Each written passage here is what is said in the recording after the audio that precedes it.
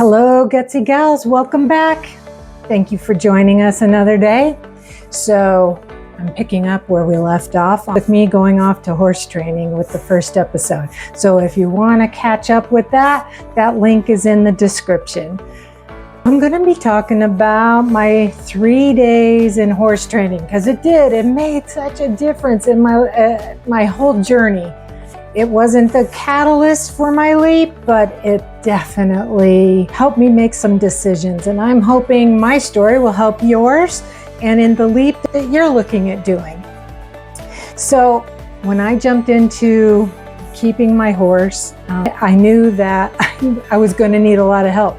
I had no skills. I didn't know what I was doing, but I felt like it could be learned. I started looking around. Through some of the horse community, I was turned on to a 3-day workshop that you show up for, and they run you through all kinds of different training for that 3 days.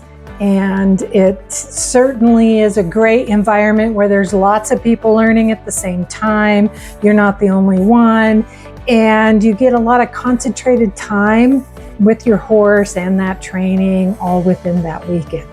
So I show up there at the training after having such a hard time getting my horse in the horse trailer. I was so frazzled. I didn't go dressed appropriately either. I showed up in tennis shoes, yoga pants, and a t-shirt. Well, unfortunately, those next 3 days were going to be over 103 degrees every day. And we were out in an arena, and they had set up a little tent where you could get in out of the shade, have a drink of water. But for the most part, it was all outside in the heat. Now, for any of you that are in my age group, we don't handle heat well. We're already running very hot. Menopause tends to do that to us. And so you add some heat and it's just a dripping mess, a complete dripping mess. So we start off with the first day, and we're in an arena, and there's lots of different obstacles that we're going to put the horses through. But first we got to teach them some initial manners, because a horse likes to be led. They want to be able to trust that they can trust you. If not, they're going to lead. And my horse Nash was doing the leading all the time. He was bumping into me, stepping on me. There was no sense of your space. So this was one of the first things that needed to get fixed, because I'd been stepped on. I struggled with moving him and loading him and things like that. So the first thing was setting up your boundary. This is my boundary. This is my circle. You can do whatever you want, Mr. Horse, outside of my circle. So if you're going to freak out outside my circle. Just don't come into my circle. So I started teaching him how to have some respect for my area, and to where we could even walk really fantastically on his lead. So the next step after we did that was teaching horses how to go over these obstacles. Not very much different than if you're learning to go over an obstacle. You're going to go up to it, you're going to check it out, you're going to maybe give it a little try, maybe eventually you get the guts and you're going to go over the rope bridge, or you're going to step onto a platform that's shaking and that you're not real sure about. Well, that's what we do with horses. And unfortunately, though, they're over 1,000 pounds. So if they don't want to go up on something, good luck trying to make them by forcing them. You've got to teach them to trust you and to be able to give them cues so that they know that it's okay. So we start going over each of these obstacles. So the first thing we do is you do it without a saddle on. They're just going through all the motions, and you're trying to get them to whoa when you tell them to whoa, trying to get them to step up onto something, to whoa when they're up there when you want them to, and then to where you want them to come off. There were round discs that you had to get your horse to balance on, which I didn't even think I could balance on, much less if I had 4 legs. Then there were a couple different bridge types. One actually moved with the log. Another one was a rope bridge, so it had a lot of movement in it. So there's a water feature that when they step on it, it shoots water up underneath them. Had to work on that. There were several platforms, different higher and lower ones to get up on and make it, the horse would stay just like you wanted it to. And then a bunch of water barrels that we did all kinds of stuff through them so that they had to learn how to pick their way through. Obstacle course, and then we also stacked them up high and had to teach the horses to go through it without freaking out. So we're busy doing that all day, and sure enough, I get injured every day. And it's hot and it's miserable, but I'm feeling pretty good about the fact that I'm even there and that I'm giving it a go. My horse Nash, if he got scared, something upset him or worried him, he'd come running at me like, "Mama, save me." And sure enough, I got stepped on a couple times. He stepped on the side of my leg and we bruised and scraped up my whole ankle. My toes got stomped on, they were a little bruised. It was quite the day, but because of those things, I got tougher and I taught that horse to stop running at me. You can run around anywhere else, but stop running into me because I'm getting hurt and I can't be your mother. You're over 1,000 pounds. That was my first day's. I had to take away that I needed cowboy boots and that tennis shoes were not going to do it because I probably wouldn't have been as hurt if I hadn't been wearing tennis shoes, but I didn't know better. There was no prerequisite. I was taking a college course and these are the things you need. It was basically me figuring out just how to get there, which I did. So that was day one. I decided to board my horse at this ranch that the training was being held at. And as far as I could tell, I was the only one. And I had mentioned before, I had nothing. I had no tack, so I didn't have a rake to scoop up the horse manure. I didn't have that stuff. I had thrown the hay in the back of my pickup. And to be honest, I wasn't even sure how much hay to feed him. But I had watched before, so I had a sense of it. And so I take him down to where he's going to stay the night. And I wanted to make sure I was a very good boarder. So I bought a snow shovel and I brought some rubber gloves because that's what I was going to use to clean the stall that I kept my horse in overnight. And sure enough, that's how I did it the next morning. I get my snow shovel out, I put on my rubber gloves, and I'm literally picking poop up out of all the hay and the shavings that were there, putting it onto the snow shovel and then carrying it out to my pickup truck where I had a big plastic bag that I threw it in. Well, day two, big day, we're going to put the saddles on the horses and run them through these obstacles, and then we're going to get on the horses and go through the obstacles.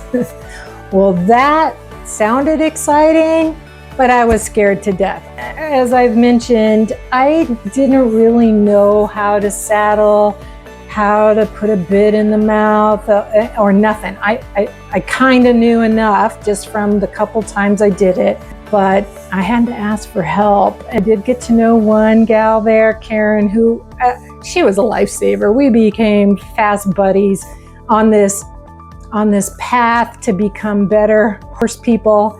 And we had run into some of the same experiences where people with horses, and it can be a little snooty patooty. They certainly don't like newbies. So we'd both been through the people telling us we shouldn't have the horse, get rid of the horse, what do you think you're doing, you're gonna get hurt. So we bonded over all of that. Maybe you can bond with us in this community over your own leap and feel you don't know what you're doing and you don't fit in right away. Well, the heck with it, you're gonna do it anyway. So here we go, big day, horse saddled. It took me a while and I was scared to put the bit into my horse's mouth. And I had only heard this and nobody had ever told me that you can put your finger in the side of their mouth and push on their tongue and they'll open up. So I was doing that thinking, sure enough, I'm going to get my finger bit off. But no, it worked. I was able to get the bit into Nash's mouth, and we were all settled. We were ready to go. So off to the arena we go. It's already pushing over 100 degrees. I start putting Nash through all of the obstacles, and he was doing great. We were knocking it out. He was being brave, and he was doing the whoa when I was asking him to, and if he didn't, I just put us through it again, and he would get it that time. And they told me after the first day, you just watch. You let a horse sleep on it overnight, and they'll be like experts come the next morning. Of course, I didn't believe that. What would I know? And sure enough, it was like a different horse. It was like he'd been doing those obstacles for days upon days versus the first day, which was full of a lot of challenges, especially over the water. My horse did not want to even go near water. So it was a struggle. So now we've got the saddle on, and we are going through all the obstacles, and it's time for us to get in the saddle and go through the same obstacles. So from the saddle, going over those bridges, going up those different blocks that got high, those platforms, the water feature, and then we added some other things near the end of the day. So out of the gate, sure enough, Nash decides now that there's somebody on his back, he's going to act more timid, I think is probably the right word for it. So when he's timid, he tends to drag his feet, stumble a lot. He even did that afterwards. If he didn't want to go for a ride, he acted like he tripped over everything. So we're on one of the platforms, and we'd gone up over it, and I'm starting to get a little confidence, thinking, hey, I'm doing this. I'm staying on his back. We're doing this. It's going well. And the trainer, who I told you was like somebody out of a Western movie, the way he carried himself and walked, and just his persona, I guess. So he's watching me do this trick where I'm going up the platforms with my horse, and then we're going to come off the high part. And I was a little nervous because the high part means that you've got to tilt when you're coming down. And I had heard you push back with your feet and lean back. That's all I knew. So it's time to do this. The trainer's standing out front, and we go on it, and sure enough, Nash hiccups, drags his feet. We almost fall to the ground. I'm hanging on. The trainer's going to catch us, which it was hysterical in itself. My horse rights himself, and I'm in the seat, and he says, "Are you okay?" I must have had a look on my face, but the look on my face wasn't because it had hurt me or scared me, although it did scare me. It was because I peed my pants. I peed my pants in front of the trainer, in the saddle, out in the middle of nowhere where there's no restrooms. And yeah, that going down off of that platform like that, and him tripping, us almost falling over. Well, ladies, I feel you if you run into those issues, because I certainly did. He straddled on a horse. Things are going to happen. And so I tell the trainer, I said, I got to take a break. He goes, "You okay?" And I said, "I peed my pants." I get down, I start walking off. He goes, "What did you say?" I said, "I peed my pants, dude. 55-year-old woman, I'm coming down like that. I'm sorry, I peed my pants."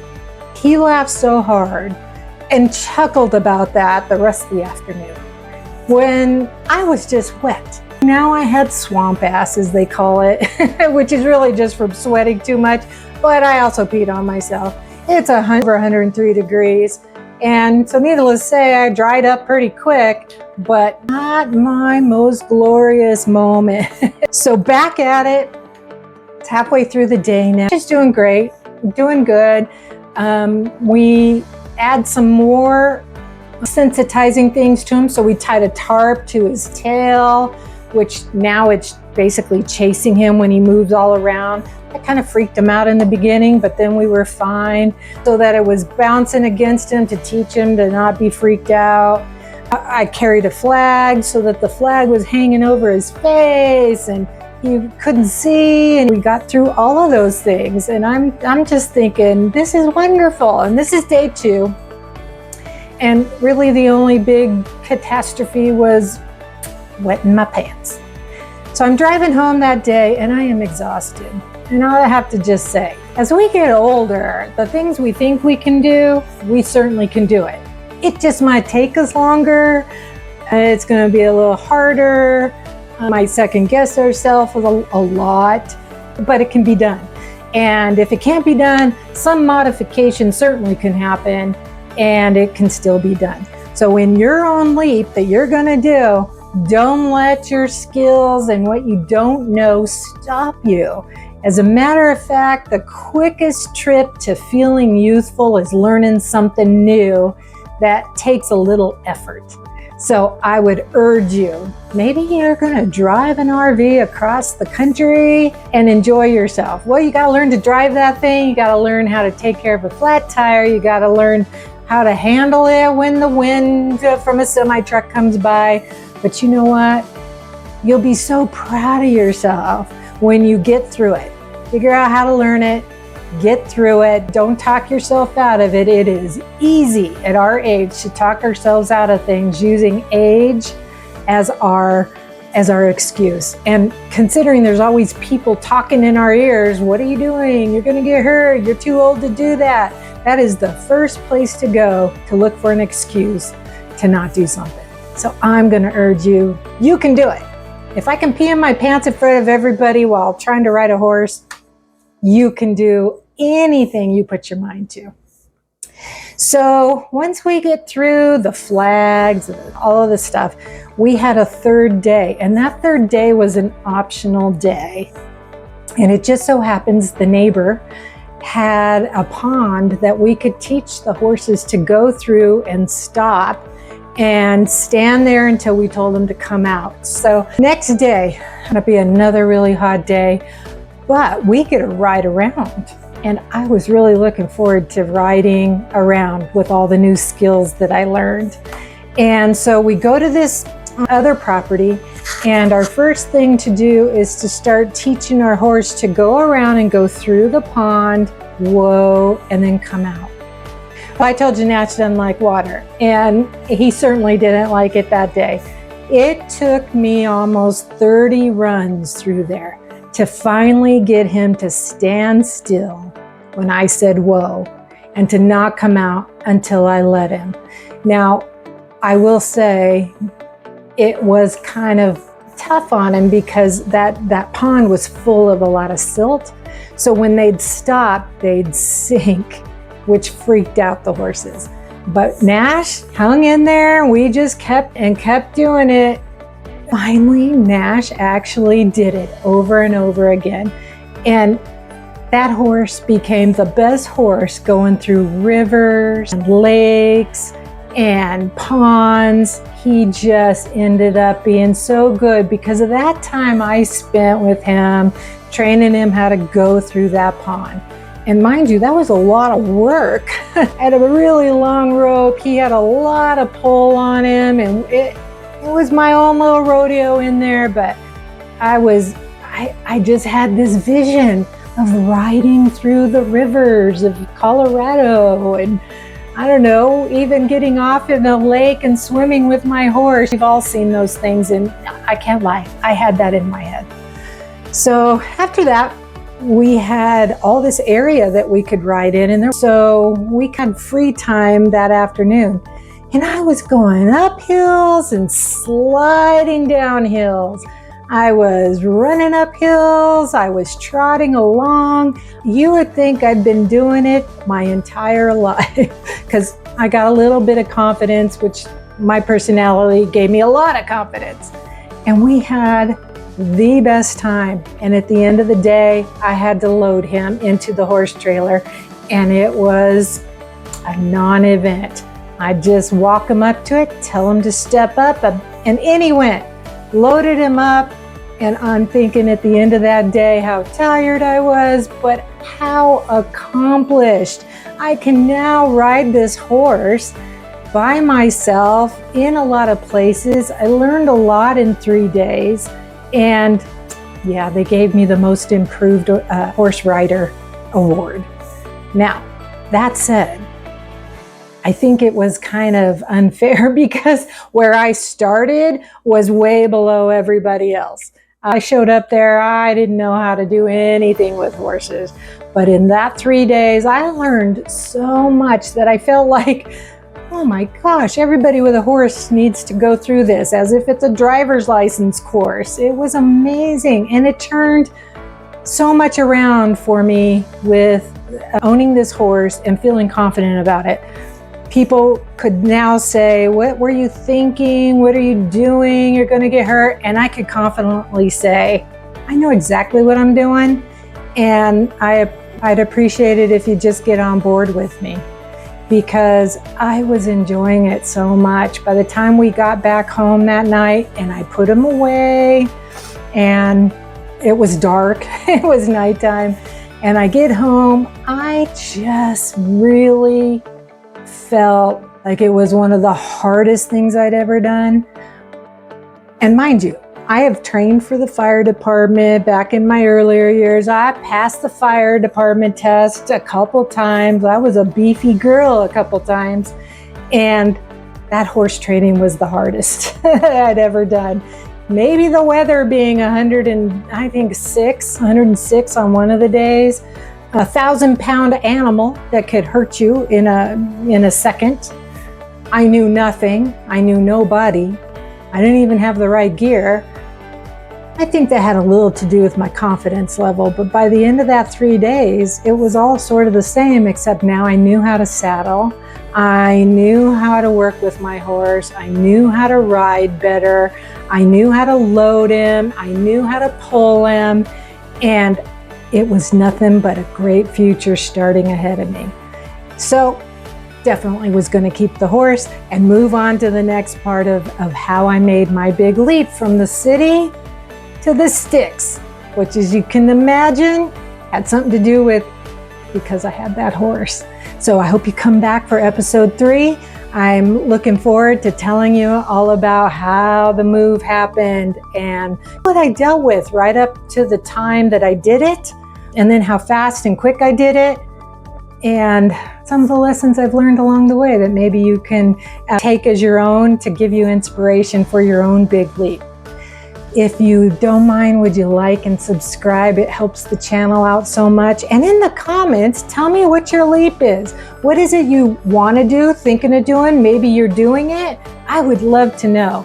I am going to start building a podcast where we start interviewing women who are doing their leaps or getting ready to do it, so we all get to benefit from it and learn our lessons and encourage each other.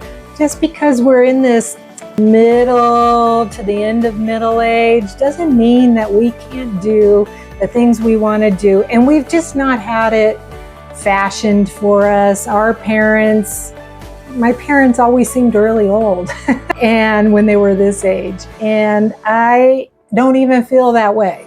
There are times I feel it, but overall I think I can do whatever I need to do with maybe a modification or two, but I'm certainly not going to let it stop me, and neither are you. So I look forward to seeing you in the next video, and until then, you have a great day.